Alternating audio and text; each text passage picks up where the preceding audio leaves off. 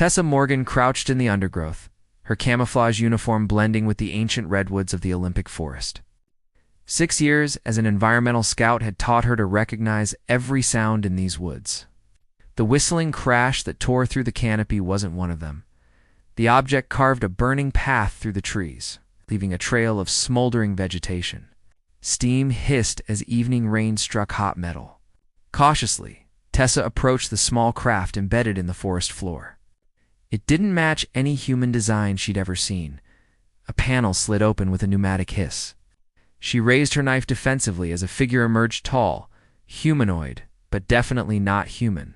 Its skin shimmered with a pearlescent blue hue, and where a human would have hair. This being had what looked like delicate gill-like structures that pulsed with a soft glow.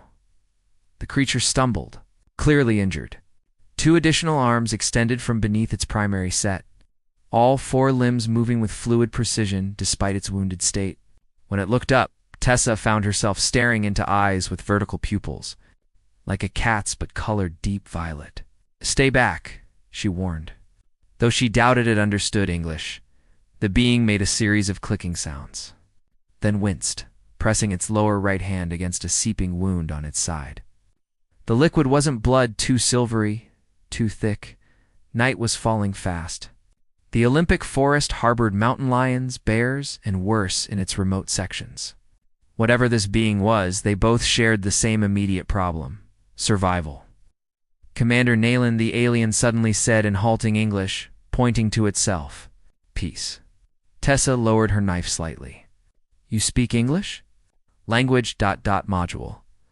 Learning. Each word seemed to require immense concentration. Thunder rumbled overhead. The temperature was dropping rapidly. "Tessa," she replied, "you're hurt, and this forest gets dangerous at night." "Really dangerous?" Raven nodded, understanding her tone, if not every word. He gestured to the surrounding forest, then to the sky, where stars were beginning to emerge. "Others, coming, need signal." Tessa understood. He needed to contact his people. But first, they needed shelter. "We need to move," she said, pointing to a ridge where she knew a cave system offered protection. "Not safe here." Raven studied her face with those strange violet eyes, then nodded. Trust the universal first step toward survival. And perhaps something more, though neither could possibly know it yet. Silent understanding. The cave entrance was barely visible in the fading light, hidden behind a curtain of hanging vines. Tessa pushed through first, signaling Raven to follow. Inside, the temperature was several degrees warmer than the rapidly cooling forest. "We'll be safe here," she explained, knowing her words meant little to him, but hoping her tone conveyed. Safety. Raven's gill-like structures fluttered as he examined the cave. He reached into a compartment on his uniform and extracted a small spherical object. With a twist, it illuminated, casting soft blue light throughout the space. "Useful," Tessa nodded appreciatively. Outside, something howled too close for comfort. Raven tensed, his lower arms shifting to defensive positions, while his upper hands reached for a weapon that wasn't there. "Wolves," Tessa explained. "They hunt at night." She gathered fallen branches near the cave entrance, arranging them for a fire. Raven watched intently, then approached and knelt beside her. He removed a small device from his wrist. It emitted a focused beam of energy that instantly ignited the wood. They worked in companionable silence after that. Tessa arranged stones to contain the fire while Raven used pieces of his damaged craft to create a barrier across the cave entrance. Each anticipated the other's needs without words. Moving in coordinated patterns like dance partners who'd practiced for years, when Raven's wound began seeping again, Tessa approached cautiously. She pointed to it, then to her medical kit. "Help," she said simply. NRA then hesitated, then nodded. When her fingers touched his skin, she gasped. It felt like warm silk, vibrating subtly with what might have been his heartbeat or hearts. For all she knew, the wound sealed under her careful ministrations. His eyes never left her face, studying every expression with intense curiosity. When she finished, his upper right hand caught hers, gently turning it palm up. He traced the lines there with one slender finger as if reading her future. The touch sent unexpected warmth through her body. Different species, different worlds, yet something undeniably charged passed between them. That night, they slept on opposite sides of the fire, but their eyes met repeatedly across the flames. Communication without words. Understanding beyond language, the beginning of something neither had words for, even in their native tongues. Dawn broke with shrieking calls from creatures neither human nor alien could identify. Tessa woke to find Raven already alert, his body positioned protectively between her and the cave entrance. The gesture touched her more than she expected. "We should scout the area," she suggested. Using gestures to complement her words, Raven nodded, apparently understanding. His language module was adapting rapidly, processing English through their interactions.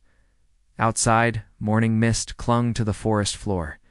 They moved silently through the undergrowth, Tessa leading while Naravan analyzed their surroundings with a small scanner. "Ship parts," he said suddenly, pointing northwest. "Need for signal." They changed direction, following his readings.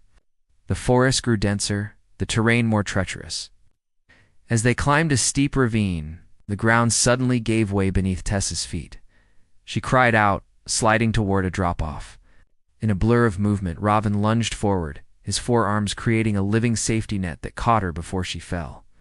The momentum carried them both against a jagged rock face.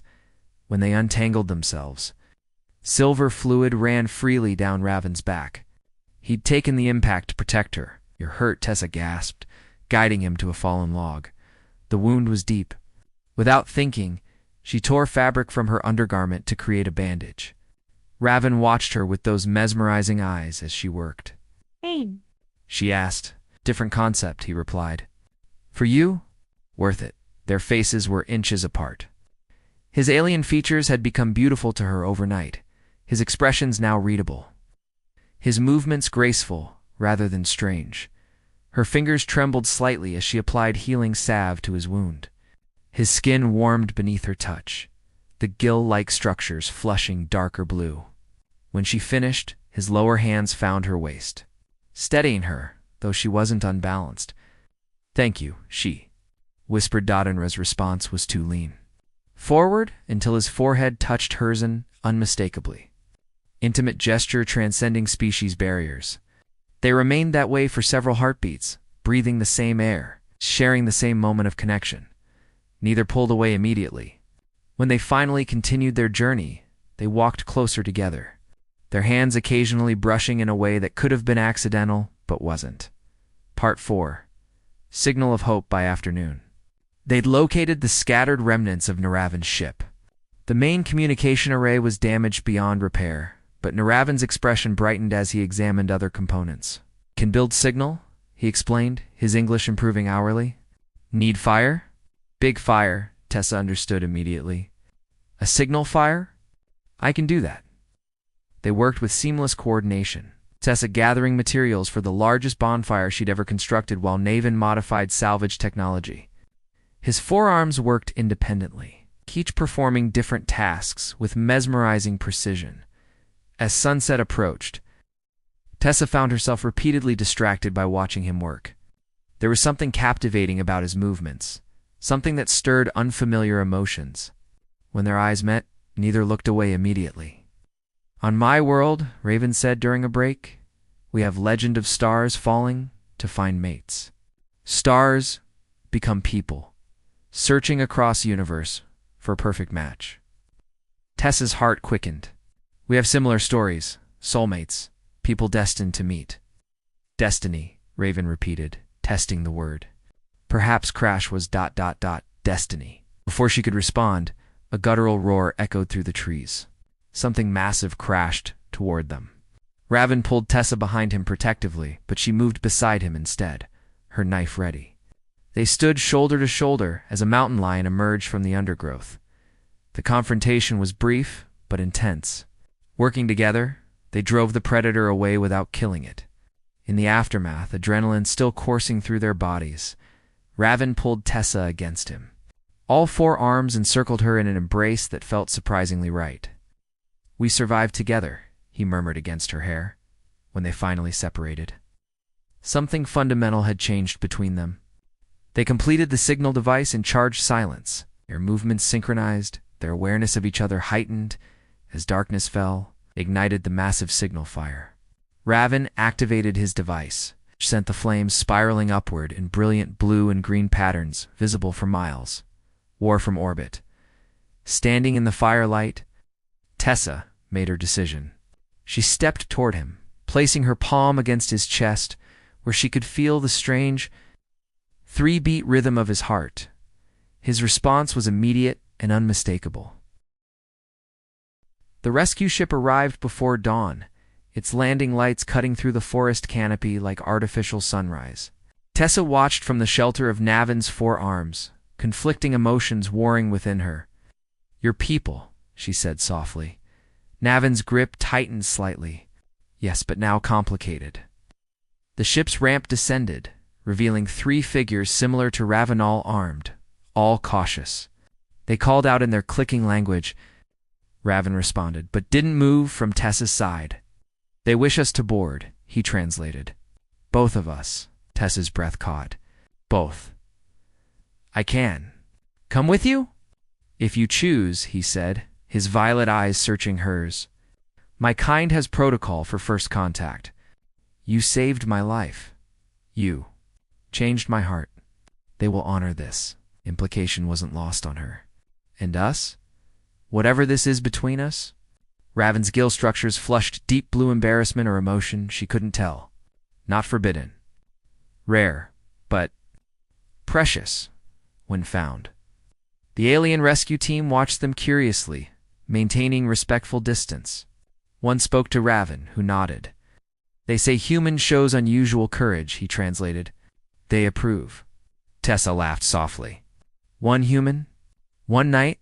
Not much to judge an entire species on."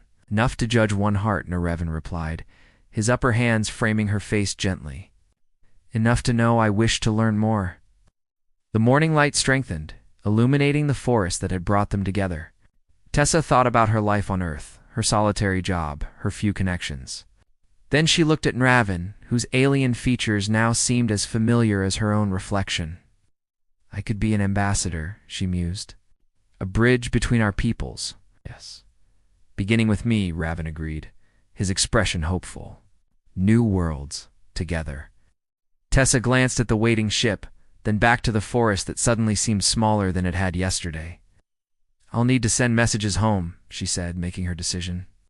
"Tell them I'm safe. That I've found something important."